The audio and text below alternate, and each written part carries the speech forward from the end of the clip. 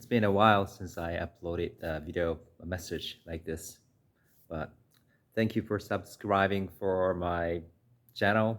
I'm really sorry for not being diligent about sharing more, responding to the request that comes to the YouTube channel.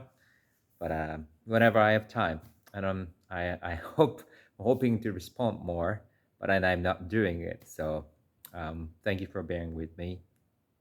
But I shared on this special occasion of Bodhidharma's memorial service, which was October 5th. Um, this weekend, we had a service or a ceremony to remember him. Although as you can see, Bodhidharma is a bit of a legendary figure whose existence is sometimes kind of questionable. But all these records, also in the Zen school, sort of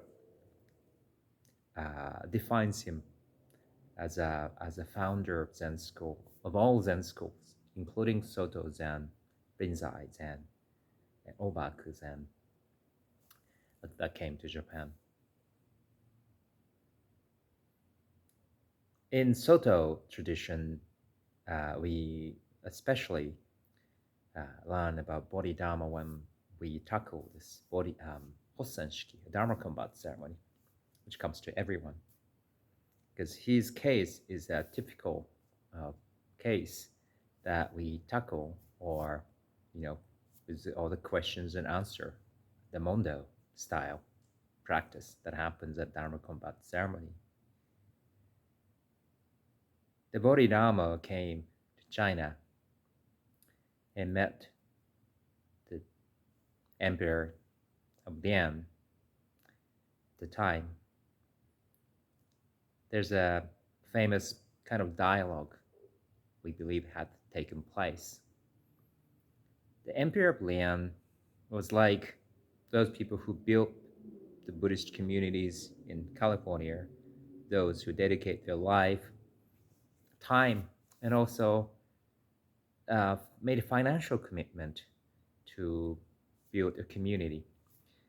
Well respected, a very well dedicated practitioner of Buddhism he was. Such person as he was delighted to have Bodhidharma come to his country and invited him, asked his famous questions about the merit. We practice, we dedicate our time, we support the community.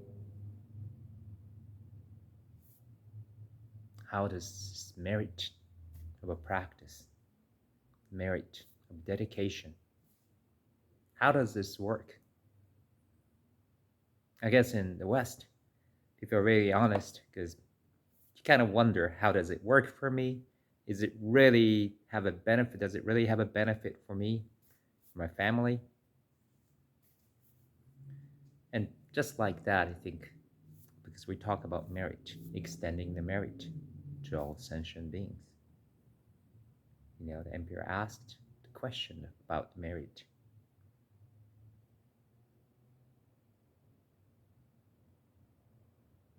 Bodhidharma said, no merit, no merit. There's no merit.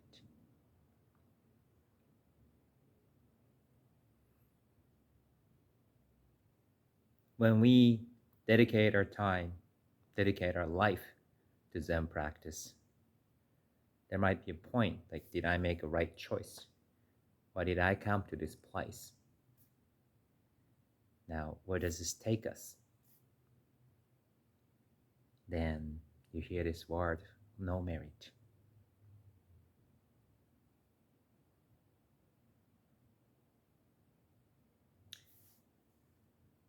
When I had a child with, of course, condition, I had some kind of a parental ego or expectation that because he's kind of a blend of ethnicity, culture, he may be bicultural, He may be bilingual, maybe even trilingual. I'm kind of curious what he would look like. All kind of thing, expectations as a parent. Then when we learned that he had the extra chromosome, kind of those things kind of slided off, faded away. And then we settled in a place where, we hope for the best for him, for the child, but not that sort of, I guess, expectation. That this is the kind of future that I envision that he should envision as well. Not that kind of thing. It's sort of nicely, blindly faded away.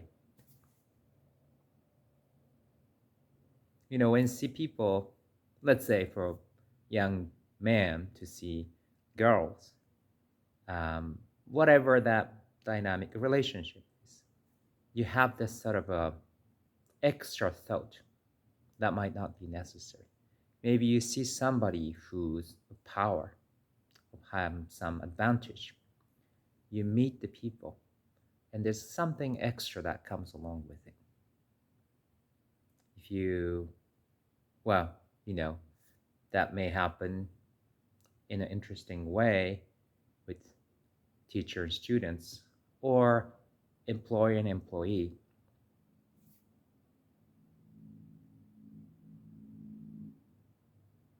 That's a human mind.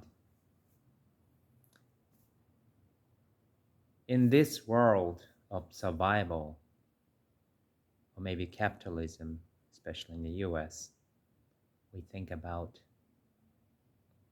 this sometimes.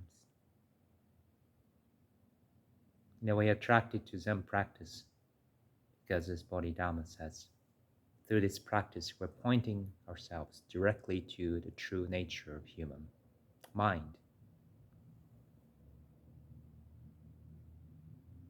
Yet we struggle because we are creatures.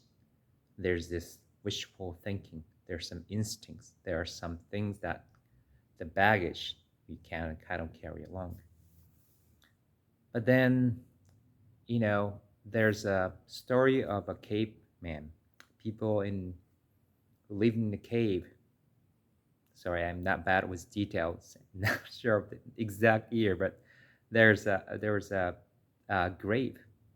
There's a burial site when the people who had some deformation, some defects, physical challenge, handicap, were solemnly buried. Indication that people took care back then of such people. And we take care of our children. We may, in the back of the corner of our mind, we may think, oh, if we support them, maybe they'll support me one day when we become old. Or some kind of expectations. When I see people with some challenges and handicaps,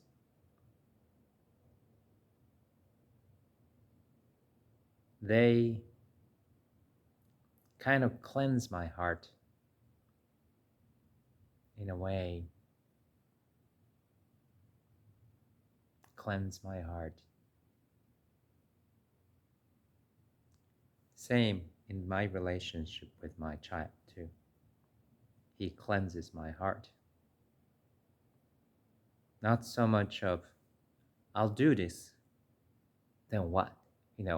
I just do this, period. And there's that kind of simplicity there. No merit. No merit.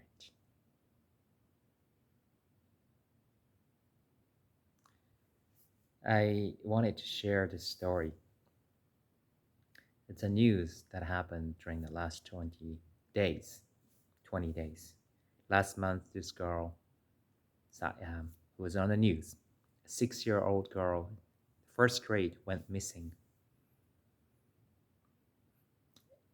I was following the news like many others in Japan. And her kickboard and her shoes, socks were found nicely placed near the riverbank. People suspected she drowned. Don't know how it happened. After many days of search, they found the body. Um, they confirmed it was the girl the family was searching for. We still haven't figured out how she went to the riverbank and drowned. The driver, who just happened to be driving by, caught her going up the riverbank side. So that was the last sight they could confirm. Her just going by herself closer to the river. What touched me, I guess, as a parent, was the message from this family. Especially father couldn't sleep. He wandered around every night. He tries to sleep in the midst of the search, but he starts hearing a voice for his girl. We could all sense how much the family loved her. It's not an exact message the family shared, but more or less the message was like this.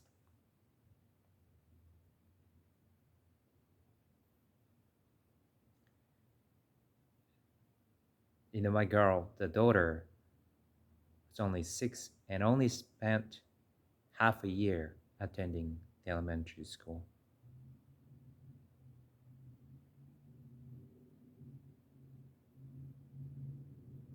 When the family said, when we heard the news that you came back near the end of the river, close to the ocean, we thought it was a miracle because we were ready, preparing our mind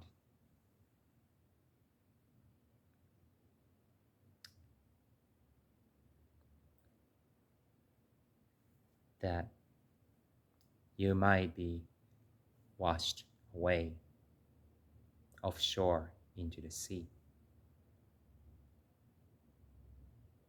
never to see you again.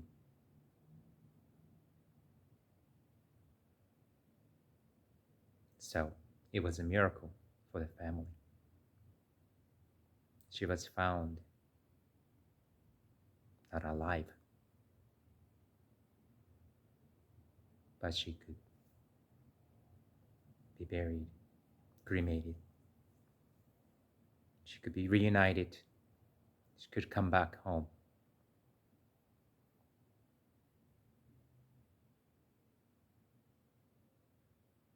The family was, throughout this whole time, consistently grateful to all the volunteers, people who supported them.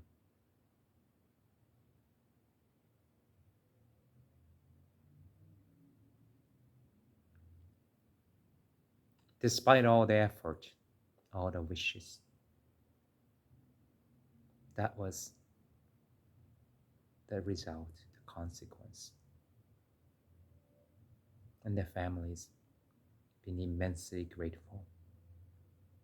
In the midst of sorrow,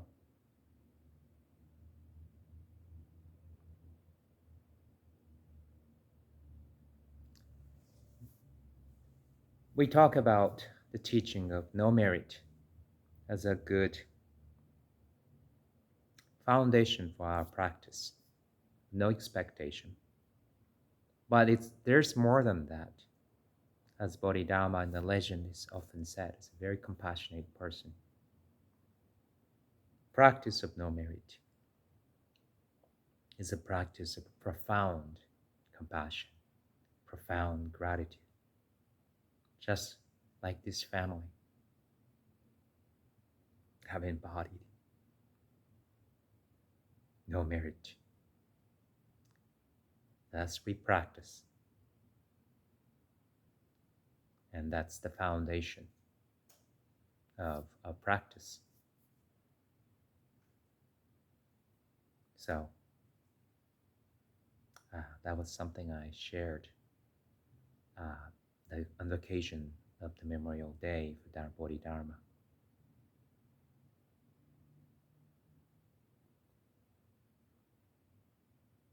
Thank you.